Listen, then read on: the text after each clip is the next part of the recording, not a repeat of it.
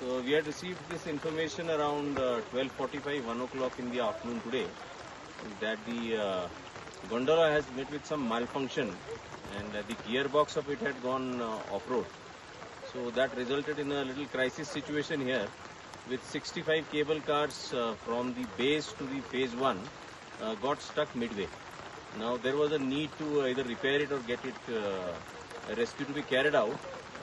So a request was received from the Cable Car Corporation as well as the District Administration Baramulla for rescue of people. And this is basically, there were 65 cable cars full of people who were stranded onto the cable, and it needed a rescue. So what we have done so far as of now, by 1800 hours, we have been able to rescue along with the other agencies approximately 29 to 30 cable cars out of the 65. Around 10 cable cars do not have any occupants, so around 25 cable cars are yet to be done. This is actually, the weather is quite inclement here. We have rains and hailstorms in between.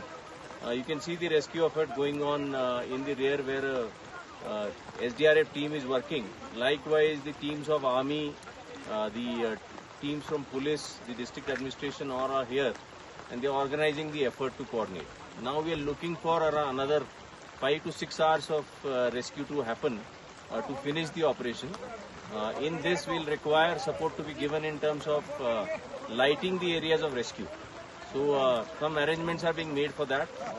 The rescued people who had basically spoken on to megaphone whosoever was inside the cable cars and assured that they will be rescued.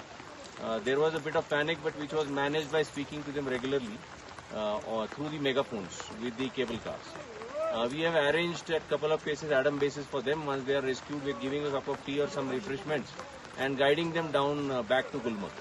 So this process is continuing. We are looking forward to another 4 to 5 hours for this to continue. And as of now, situation is totally under control, and more teams are arriving, and we should be able to carry out the rescue.